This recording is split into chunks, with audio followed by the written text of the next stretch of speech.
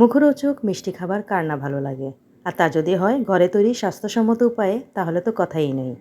Hello everyone, কেমন আছেন সবাই? আমার নতুন একটি ব্লগে আপনাদের স্বাগত জানাচ্ছি। আজকে আমি আপনাদের সামনে নিয়ে হাজির হয়েছি দারুণ মজার গুড়ের আঙ্গুলির রেসিপি। আশা করছি আজকের রেসিপিটি আপনাদের ভালো লাগবে। তো চলুন শুরু করা যাক আজকের রেসিপি। প্রথমে আমি এখানে একটি মিক্সিং বলে নিয়ে নিলাম প্রায় 2 কাপ পরিমাণে ময়দা। তার সাথে এখন আমি দিয়ে দিচ্ছি লবণ হাফ টেবিল চামচ পরিমাণে, দিয়ে দিব চিনি 2 টেবিল চামচ পরিমাণে। হাত দিয়ে শুকনো উপকরণগুলো আমি ভালোভাবে মিশিয়ে নিচ্ছি। এখন তার সাথে আমি তেল অ্যাড করব। দিয়ে দিচ্ছি সয়াবিন তেল 2 টেবিল চামচ পরিমাণে। তেলের সাথে ময়দাটাকে ভালোভাবে মিশিয়ে নিচ্ছি। এমনভাবে মিশাবো যেন হাতে ময়দাটি শুকনোভাবে চাপ দিলে দলা পেকে যায়, তাহলে বুঝবেন পারফেক্টলি রেডি। এখন তার সাথে আমি দিয়ে দিচ্ছি পানি। এখানে আমি কুসুম গরম পানি 1 কাপ পরিমাণে দিয়ে দিব। পর্যায়ক্রমে দিব, একবারে দিব না। ভালোভাবে মিশিয়ে নিচ্ছি। মোটামুটি শক্ত একটি ডো তৈরি করে নিব। তারপর এই ডোটাকে আমি ঢাকনা দিয়ে রেখে দেব প্রায় 10 মিনিটের মতো। 10 মিনিট পর ফিরে আসছি। 10 মিনিট পর এই ডোটাকে আমি আবারও হাত দিয়ে ভালোভাবে মথে নিচ্ছি। এখন এই ডো থেকে আমি লেচি কেটে নিব। তার আগে এই ডোটার সাথে আমি দিয়ে দিচ্ছি মিষ্টি মৌরি 1 টেবিল চামচ পরিমাণে। আপনারা চাইলে এই মৌরিটা শুকনো অবস্থায় ময়দা থাকাকালীন দিয়ে দিতে পারেন। এখন আমি ভালোভাবে ডোর সাথে মৌরিটা মিশিয়ে নিয়েছি এবং লেচি কেটে রুটি তৈরি করে নিচ্ছি।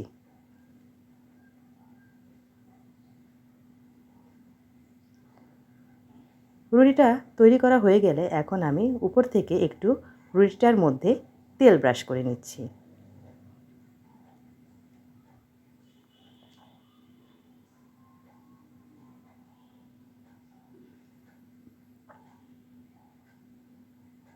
হাত দিয়ে রুটির গায়ে তেলটি লাগিয়ে দিলাম।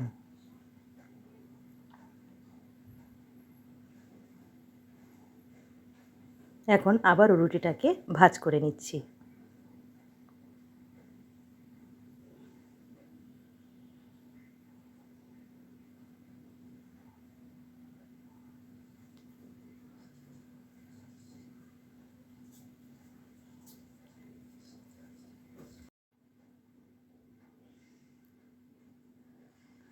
রুটিটাকে আবারও ভাঁজ করে গোল শেপে নিয়ে আসব।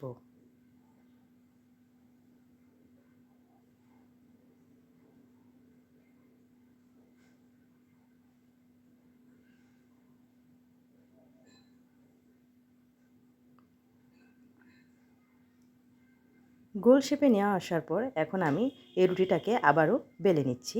একটু মোটা করে বেলে নিব রুটিটাকে।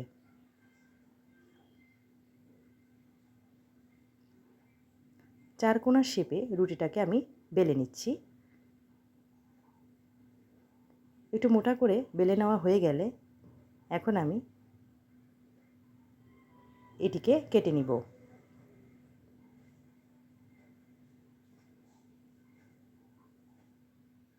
এক সাইড থেকে আমি লম্বালম্বিভাবে এগুলোকে কেটে নিচ্ছি। দেখতেই পাচ্ছেন কিভাবে আমি এগুলোকে শেপ দিচ্ছি। এখন আঙ্গুলির আকারে কেটে নিয়েছি। সবগুলো কেটে নেওয়া হয়ে গেছে। এখন আমি এগুলোকে চুলাতে ভাজতে নিয়ে যাব। চুলাতে একটি পাত্রে আমি দিয়ে দিলাম সয়াবিন তেল প্রায় 2 কাপ পরিমাণে।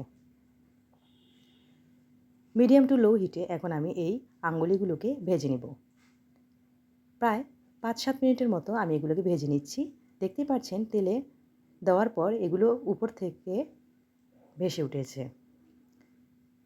নিচ থেকে এগুলো অটোমেটিকলি উপরে ভেসে উঠে যাওয়ার পর যখন একটু ব্রাউন হয়ে আসবে তখন উল্টে পাল্টে দিব। এক পাশ হয়ে গেলে অন্য পাশ উল্টে দিচ্ছি। একটু সময় নিয়ে ভাজবো। প্রায় 7-8 মিনিটের মধ্যেই এগুলোর কালার চলে আসবে এবং ভাজা হয়ে যাবে। এ পর্যায়ে আমি তেল ঝরিয়ে নামিয়ে নিচ্ছি। দেখতেই পাচ্ছেন কি সুন্দর একটি ব্রাউনিশ কালার এসেছে।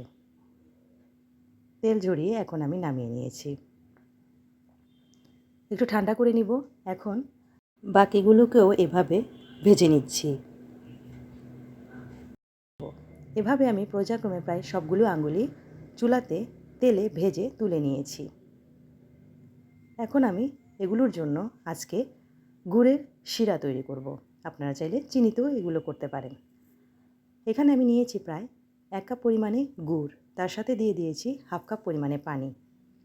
গুড়টা গোলা আসলে যখন প্রায় একতারের মতো তৈরি হবে গুড়ের শিরাটি, ওই পর্যায়ে আমি আঙ্গুলিগুলোকে দিয়ে দিয়েছি। চুলার আঁচ এ পর্যায়ে মিডিয়াম টু লো হিটে থাকবে। আঙ্গুলিগুলোকে গুড়ের শিরার সাথে আমি ভালোভাবে নেড়েচেড়ে মিশিয়ে চুলা থেকে নামিয়ে নিয়েছি।